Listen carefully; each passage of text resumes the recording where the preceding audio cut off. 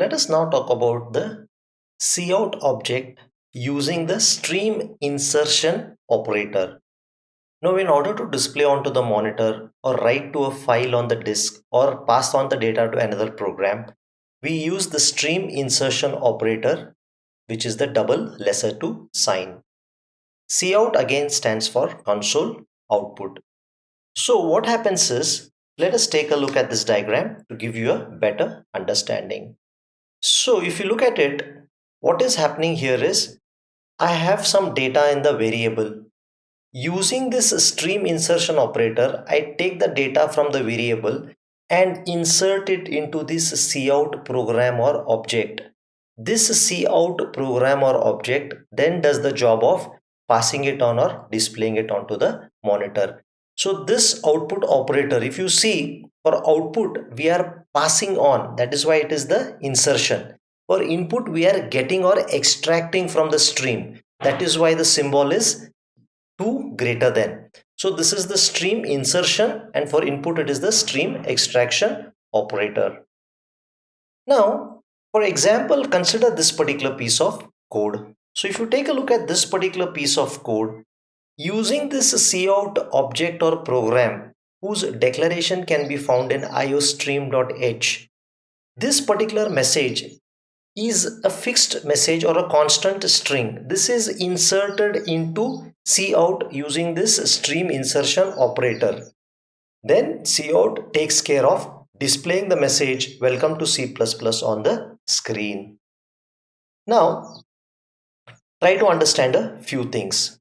This stream insertion operator takes the data from a variable or from the memory, anything this is before this operator, and inserts it or passes it on to cout.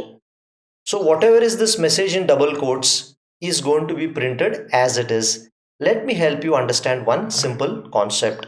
Take a look at this particular piece of code here. So here if you take a look at code, I have said roll underscore number in double quotes. If you do something like this exact message roll underscore number is going to be displayed on your screen. Now if I remove the double quotes and suppose I had an integer variable called roll number, then whatever is the value stored in roll number is going to be displayed on the screen. Suppose roll number had the value 50, 50 would be displayed on the screen. Even if roll number had the value 50 and you used this double quote, this particular roll number would have been printed as it is, not the value. Now let us understand what is cascading of operators. Cascade means use multiple stream insertion or stream extraction operators. Now, what do you understand by multiple stream insertion or stream extraction operators? So, suppose you have to read more than one variable, okay, using the cin statement, or you have to print more than one variable using the cout statement. So you don't have to use cin A, cin B, cin C. You can all do it in using one single cin. That is called as cascading of IO operators. Let's try to understand what that really means. So take a look at the sample code here. Here what I am doing is using cin, I am able to read value into x and y. I don't need to type one more line cin x and on the next line cin y.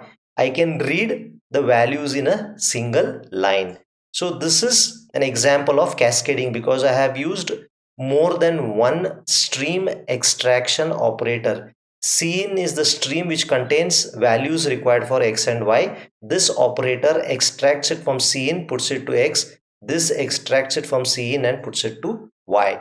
Cascading is reading multiple values or displaying multiple values using cin and cout objects respectively. Now let us say I want to display multiple things.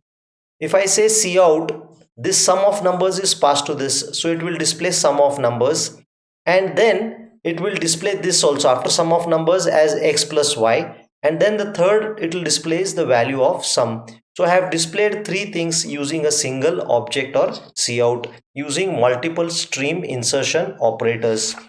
So this multiple input output stream insertion or extraction operators in a single statement is referred to as cascading of input and output operators.